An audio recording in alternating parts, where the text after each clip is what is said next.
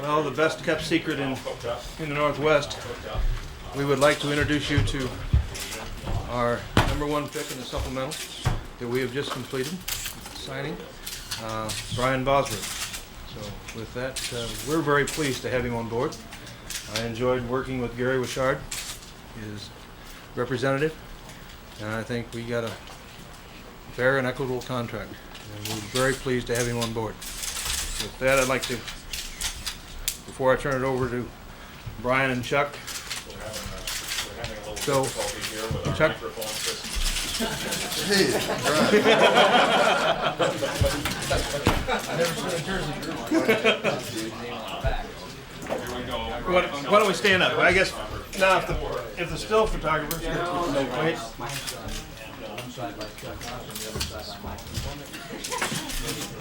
Play-by-play of the. And I'm sorry, I'm gonna remiss. I should have introduced to you Kathy and Foster Bosworth, Brian's parents, who came up with us. Here inside. With that, Brian, I'll turn you over to your adoring press. And just let me caution you, at the present time.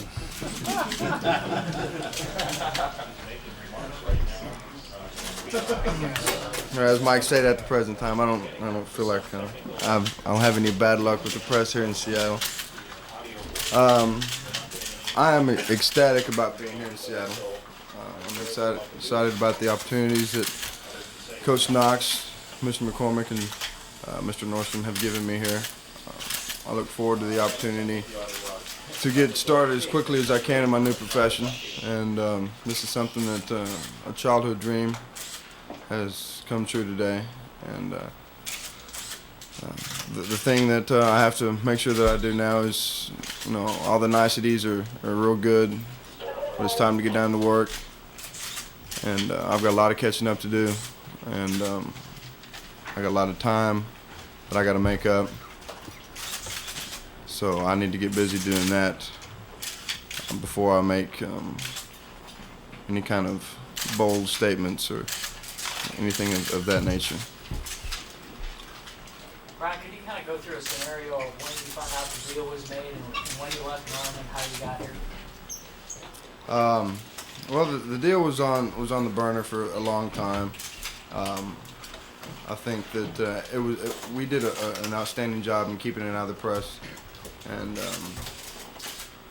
Mr. McCormick was instrumental in the fact that it was done in a very business-like manner. There was no bad blood between anybody, which I am very grateful for. Like I said, I wanted to go into a situation where everybody was happy with it, and we stated at the very beginning that we were looking for something that would knock us silly, and this one knocked me on my butt, and I'm happy to be here. How much pressure comes along with the contract and all the hoopla surrounding your entry into the league? Well, I'll take some of the pressure, but again, this is a game that involves 22 players, and I got to go out and earn a starting job. I've got to go out and earn the respect of my teammates, and the biggest thing that I have to keep in mind is I'm just like all these other guys around here, and I don't look at it in terms of my dollar signs are bigger than anybody else's. I've got a job to do just like everybody else does, and that's my biggest and main concern. Brian, what can you tell us about your contract? Beg pardon? What can you tell us about your contract? It's big. Pretty big. I'm extremely happy with it. I'm glad that I'm going to be here for 10 years and look forward to that. The way I look at it now, Seattle's my home, and I'm anxious to get started not only with the football team but with the community of Seattle itself. You're apparently going to teammate there? No, I haven't met any of the teammates, and they have a practice this afternoon. Hopefully I'll be through in time to participate in it, if not meet them at dinner tonight. Brian, there was some early talk that Seattle wasn't the place you were interested in and you didn't want to come to the Northwest. How much of that's contract talk and how much of that reflects the sentiment that you were for? Well, I suppose you're referring to the list that we made of the teams. When Gary and I sat down to make the list, he asked me what teams I wanted to play for, and of course I said the Raiders, and he suggested New York Jets or Giants. After that, it was pretty much a crapshoot. Everybody else fell behind, and to tell you the truth, I didn't even think about Seattle up here. There wasn't a team that I didn't want to play for. There's just a team that I wanted to play for, and that was always a misconception in our dealings with our letters. And now? I mean, Like I said, this is your first trip out here. This is the first trip out here, and they rolled out the gray clouds for me to roll in. And Why did you say right away the Raiders when they asked you your number one choice? well, I've always been fond of the Raiders and the way they play. They have an attitude, and I think football is an attitude. People hate to play the Raiders because they don't want to get hurt. And right now, the Giants and the Bears have that mystique about them, and Oklahoma Sooners had that mystique about them last year, and I get excited when people fear the teams that have to play us. Brian, you're apparently going to be making more money than any of your teammates. Are you worried about either jealousy or dissension in that regard? I'm not, no. Again, I've got a job to do, and I'm going to go about it just like everybody else has. I don't expect any favoritisms toward me. I don't expect that I should have to cut the corners. My corners should be a lot sharper than everybody else's. I follow up, please. Gene Upshaw says that the players should buckle up their chin straps in anticipation of a strike. Are you ready to go on strike if Upshaw calls one? No, I'm not ready to go on a strike. I want to play football. It's been 9 months since I've hit anybody, and I want to hit somebody soon. How long do you think it will take you to get in shape enough to play pro football? Well, football shape, it'll take a while.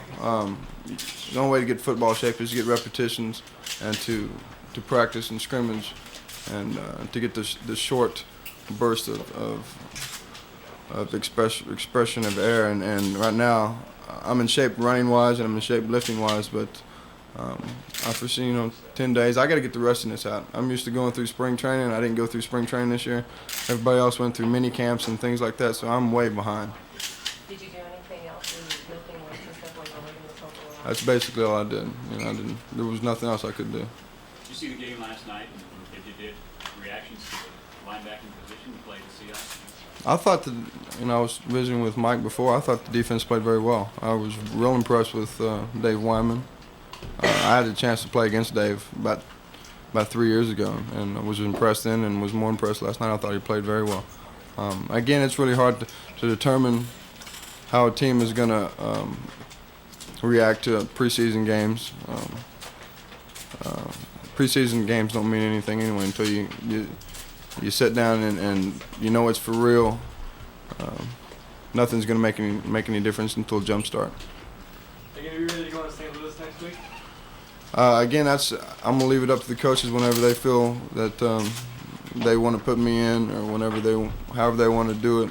I'm just going to go out and do my job, and whenever they feel that they're comfortable with my position out there in the football field is when they'll make that decision. Excuse me if I can interrupt you for 1 second. If you have questions for Chuck, he has a practice coming up. How soon is it likely until he sees action for real? Well, as soon as he's ready, as soon as he feels comfortable with the system, and as soon as we feel confident about his ability to go in there and be able to do the things that we have in for that particular game plan. What's the Boz dimension to defense? Pardon me? What does he add to the defense just by being here?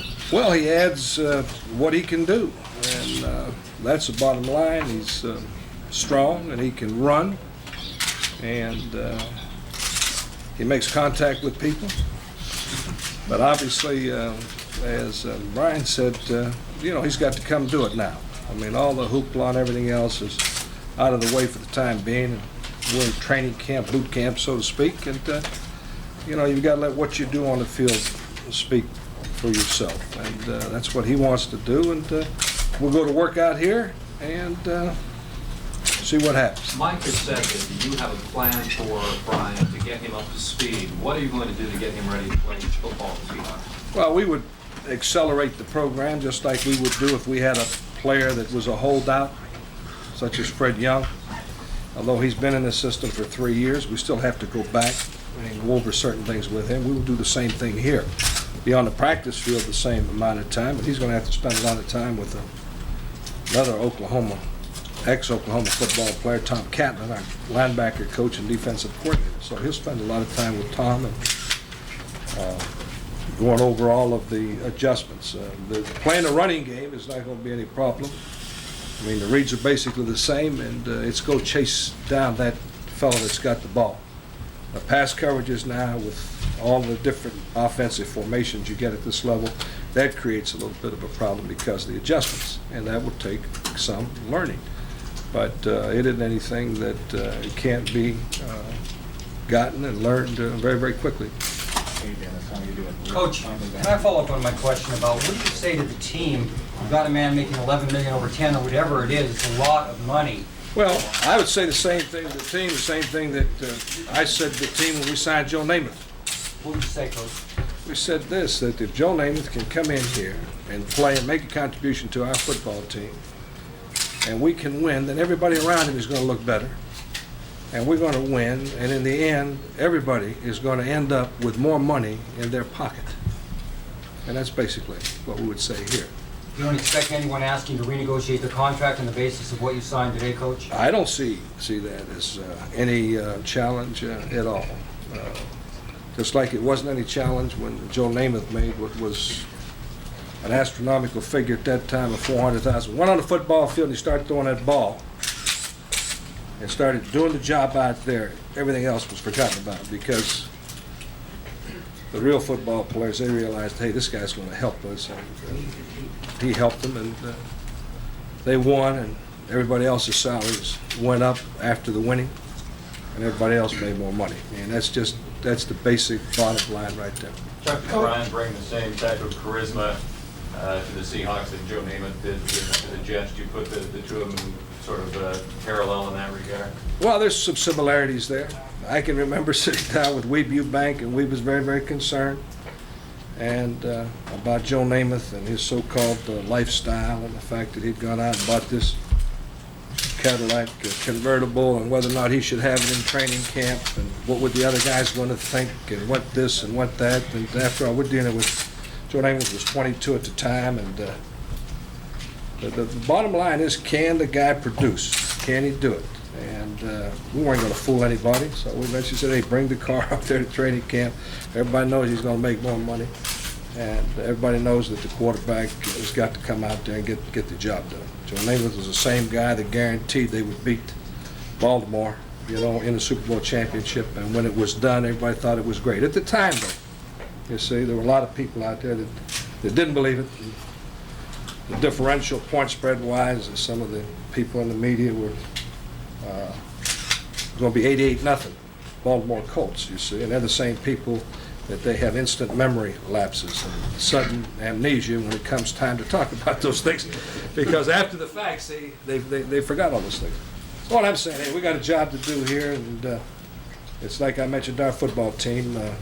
We just got to go do it and just keep competing, and the competition should bring out the best in any person, and I don't think we have any players on this football team that are afraid of the competition. And Brian's got to come in here and compete just like everybody else, and he will, and they're going to compete.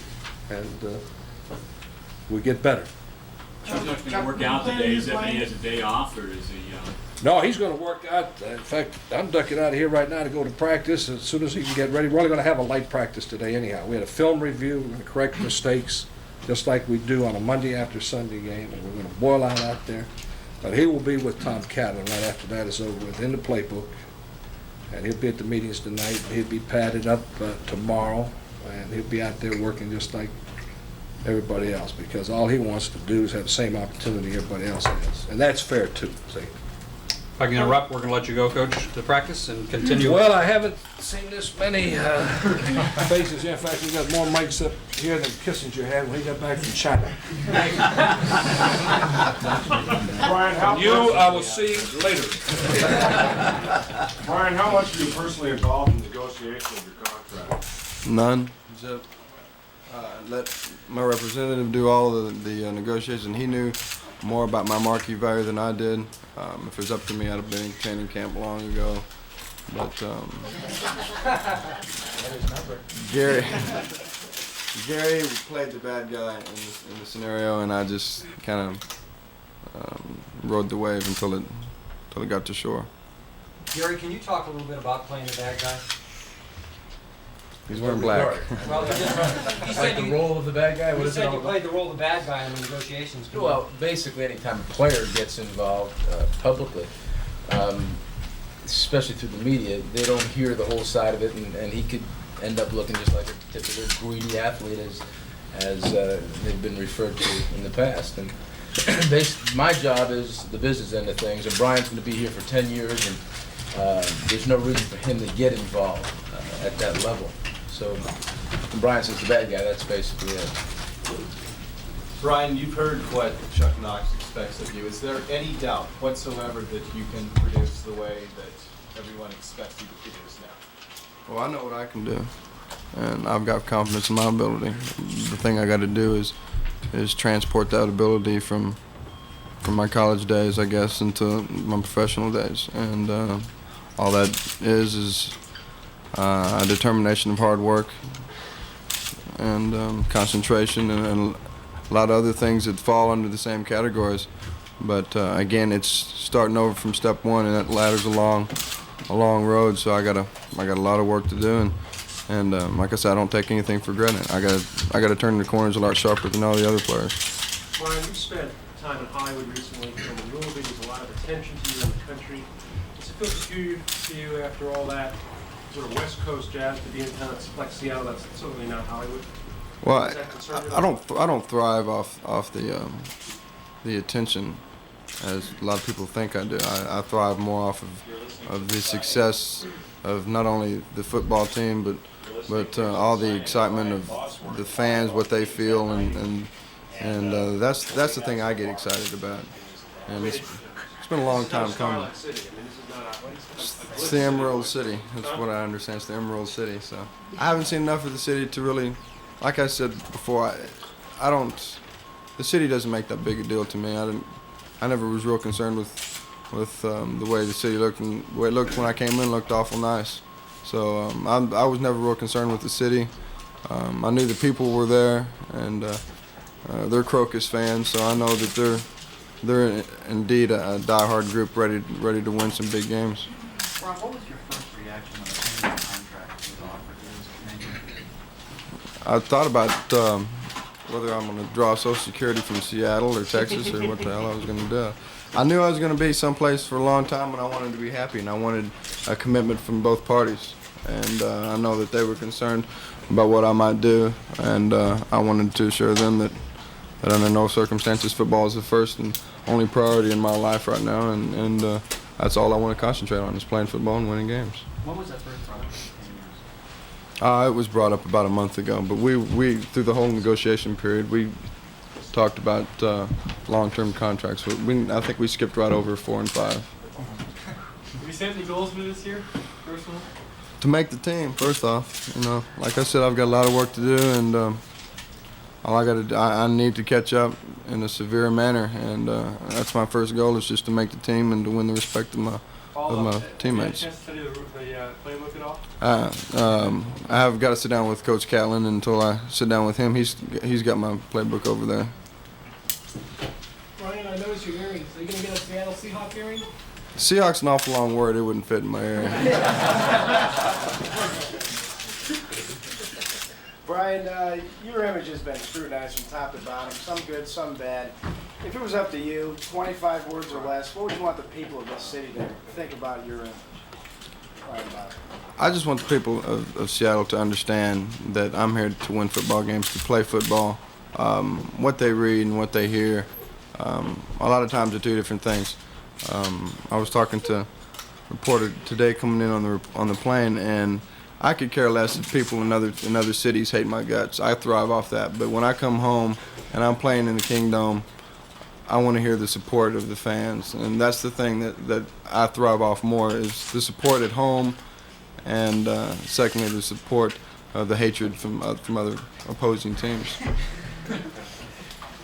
Brian, do you think Chuck will try to limit some of the controversial statements you might make about opponents? Well, Coach Knox already told me that he's not going to muzzle me, but I'm not going to put my foot in my mouth like I did in Oklahoma. And a lot of times somebody else's foot was shoved in my mouth for some reason, and a lot of things that were said didn't come out the way they were actually said. And I'm going to be very careful as to the way things are stressed about opponents, and again, it's something that you got to learn through experience. I was 20 years old, and then was 21, and still making some of the same mistakes. But again, I was learning from a head coach that made some of the similar mistakes, and Coach Switzer made a lot of mistakes too. So he was never very hard on me. He was always there in my relief, and he was always there in my corner to help me out if I ever did get in trouble.